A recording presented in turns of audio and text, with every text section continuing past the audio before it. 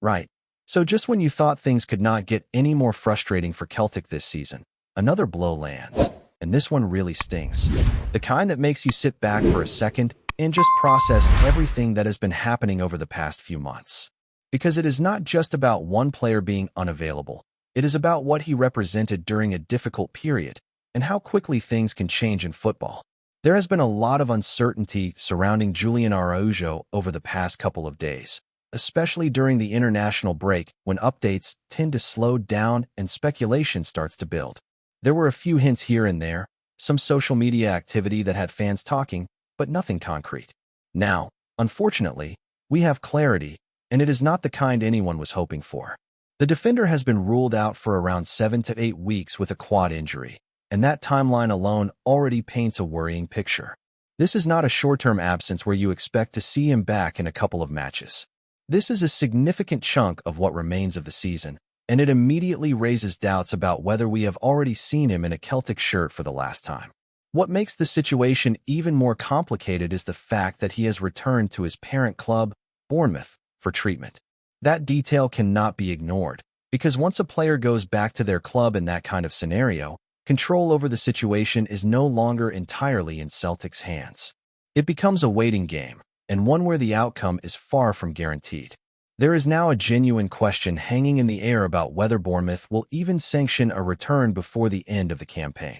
When you break it down, you start to see why that doubt exists. If he is out for up to 8 weeks, that takes us right to the very edge of the season. At that point, what is there really to come back for? Match fitness would be an issue, rhythm would be gone, and there would be little incentive to rush him back into action. And that is where the emotional side of this kicks in for supporters. Because Julian Araujo was not just another squad player filling in a gap. He came in, did his job, and very quickly became someone fans connected with. There was energy in his performances, a sense of commitment, and he stepped up during a time when the squad was already dealing with multiple setbacks. You could see him growing into the role with each appearance, building understanding with teammates, and offering something reliable down that right-hand side. That is why this news hits differently. It is not just about losing depth. It is about losing momentum in a position where consistency has already been hard to come by this season. At the same time, there is this strange feeling that has started to creep in among the support, and it is difficult to ignore. It is not even shock anymore. It is more like a sense of exhaustion with the constant setbacks. Every time it feels like something might stabilize, another issue appears. Another injury, another disruption, another problem for the manager to solve. And to be clear, this is not about making excuses for how the season has gone overall. Performances have been below the standard expected, regardless of who has been available. But there is no denying that the volume of injuries has made any sense of continuity almost impossible. It has been one thing after another, and Araujo is simply the latest name added to that list. Looking ahead, the timing of this could not be worse. Celtic are approaching a crucial phase of the season, with important fixtures coming up and very little margin for error. Losing a player in this context forces changes, and not always the kind you want to make. It puts pressure on others to step in and deliver, often before they are fully ready to take on that responsibility. There is also the wider uncertainty about what this means beyond the current campaign. Conversations about whether he might return next season, either on loan again or on a permanent deal, are now pushed into the background. Not because they are unimportant, but because there is simply no clarity to work with at this moment in time. For now, everything is up in the air. His immediate future depends on recovery, on decisions made by Bournemouth, and on circumstances that Celtic do not fully control. And for the supporters, that leaves a difficult reality to accept, one where a player who had quickly become a fan favorite might have already played his final game without anyone realizing it at the time. And when you shift the focus from the emotional side of it to the practical impact on the pitch, that is where the real concern starts to grow. Because this is not happening in isolation. It is not just one absence that can be covered easily. This is piling on top of an already stretched squad, especially in defensive areas where consistency has already been a major issue throughout the season. With Araujo now out of the picture, all eyes turn back to the right-hand side of the defense, and suddenly the options look very limited. Alistair Johnston is still working his way back, and while there is hope that he might return for the later fixtures, there are no guarantees. even if he does make it back in time. Expecting him to step straight into the starting 11 and play at full intensity would be unrealistic. Match sharpness takes time, especially after an injury, and Celtic do not really have the luxury of easing players back in gently right now. That leaves the responsibility falling on the shoulders of those who are available, and that is where the pressure starts to build. Younger players and squad options are going to have to step up, and while there is always excitement around seeing fresh faces get a chance, there is also a level of risk that cannot be ignored. Experience matters, especially in high-pressure moments, and that is something you cannot replicate overnight. You look at the upcoming fixtures, and there is a sense of unease, particularly away from home. Results in certain grounds this season have already shown that nothing can be taken for granted. Matches that on paper should be straightforward have turned into real challenges, and that was with a stronger squad available. Now, with key players missing, the margin for error becomes even smaller. Defensively, organization is going to be crucial. Communication, positioning, and decision-making all come under the spotlight when changes are forced upon a backline. Any lack of cohesion can be exposed quickly, especially by teams that are well-drilled and ready to take advantage of any weakness. That is the reality Celtic are facing as they head into this next stretch of games. There is also the psychological aspect to consider. When setbacks keep happening, it can start to affect confidence within the squad. Players become more cautious, sometimes overthinking situations, and that can lead to hesitation on the pitch. Football at this level demands clarity and decisiveness, and maintaining that mindset becomes more difficult when disruptions are constant. At the same time, this is where leadership within the squad becomes incredibly important. Senior players have to step up, not just in terms of performance, but in guiding those around them. Keeping standards high, maintaining focus, and ensuring that the group does not lose belief despite everything that has gone on. It is easier said than done, but it is essential if Celtic are to navigate this period successfully. From a tactical point of view, adjustments may be required as well. When you lose a player like Araujo, who offered both defensive stability and attacking support down the flank, it changes the dynamic of how the team operates. The balance between defense and attack can shift, and the manager may need to rethink certain approaches to compensate for that absence. It could mean asking more from the midfield in terms of covering spaces or altering how wide areas are utilized going forward. These are not drastic overhauls, but small tweaks that can make a difference in maintaining structure and control during matches.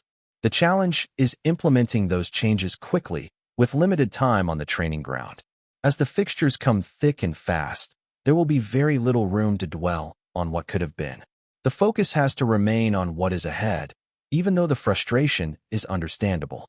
Supporters will be watching closely, hoping that the team can find a way to steady itself and push through this difficult spell.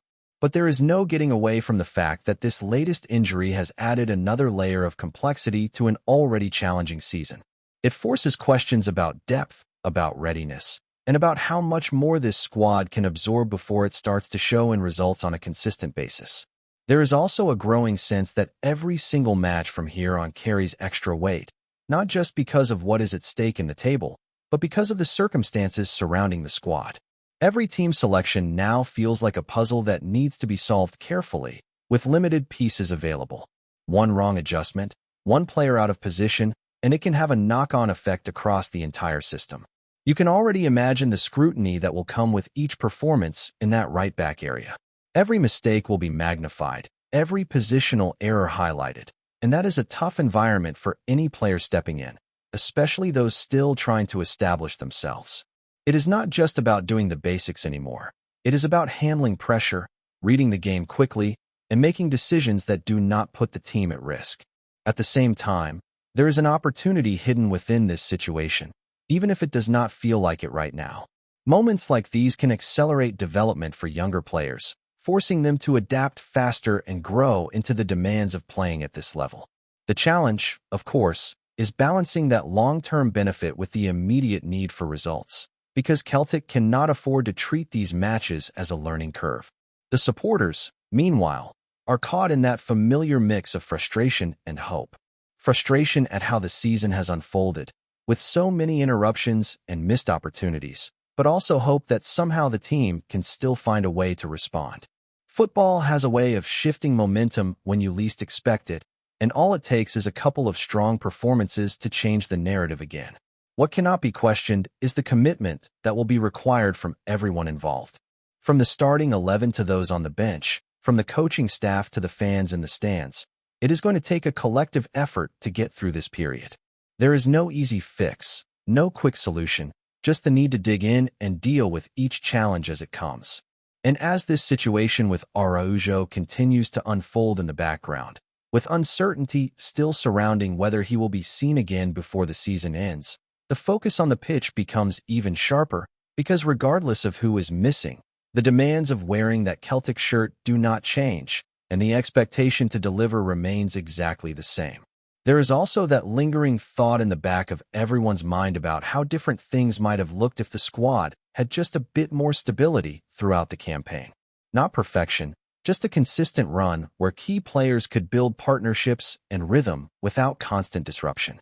Because when you look at flashes of what this team has shown at times, there is clearly quality there, but it has been broken up again and again before it could fully take shape. Now, as the season edges closer to its decisive moments, there is a feeling that Celtic are being forced to navigate it in the most difficult way possible, adapting on the fly, reacting rather than controlling. And in that kind of environment, every small detail matters even more, every decision carries weight, and every player stepping onto the pitch knows that they are not just filling a gap, they are being asked to hold together a team that is still searching for some kind of balance. Before we proceed, subscribe to our channel and enable notifications to receive all exclusive news about Celtic FC. Don't miss any details about your favorite team. It's extremely important for Celtic FC fans. A whisper has been gathering pace through the streets of Glasgow, and now it's growing too loud to ignore. Elliott has reportedly agreed terms and is set to sign for Celtic. While nothing has yet been formally unveiled, sources close to the situation suggest the deal is all but done, with only the final formalities separating the midfielder from a new chapter in green and white. It's the kind of move that feels both surprising and strangely fitting. What, long regarded as a composed and intelligent presence in the middle of the park, has built a reputation for tidy distribution and calm authority under pressure. Not always the headline maker, but often the quiet engine, his style may well suit the demands of a Celtic side that thrives on control and tempo. Around Parkhead, there's a sense of intrigue more than anything else. Supporters are said to be curious about how what would slot into a midfield already brimming with options. Yet there's also a belief that his profile offers something slightly different. A player willing to do the unseen work, to dictate rhythm rather than chase it, could be exactly the sort of addition that strengthens the squad over a long campaign. Of course, rumors in football can move quickly and twist just as fast. Until pen meets paper and scarves are raised for the cameras, there will remain that sliver of doubt. Still, the noise surrounding this potential transfer has a certain weight to it, the kind that rarely appears without substance. If confirmed, it would mark a significant step in Watt's career, one that brings expectation, scrutiny, and the chance to compete at the very highest level of the Scottish game. For Celtic, it may be another calculated move, quietly reinforcing the spine of the team. For now, all eyes remain fixed on what comes next. In Glasgow, anticipation is building, and the story feels close to breaking. Hello, fan. Don't forget to like and subscribe to the channel, as it means a lot to Celtic FC. Also, share your opinion about the news in the comments below. See you in the next video.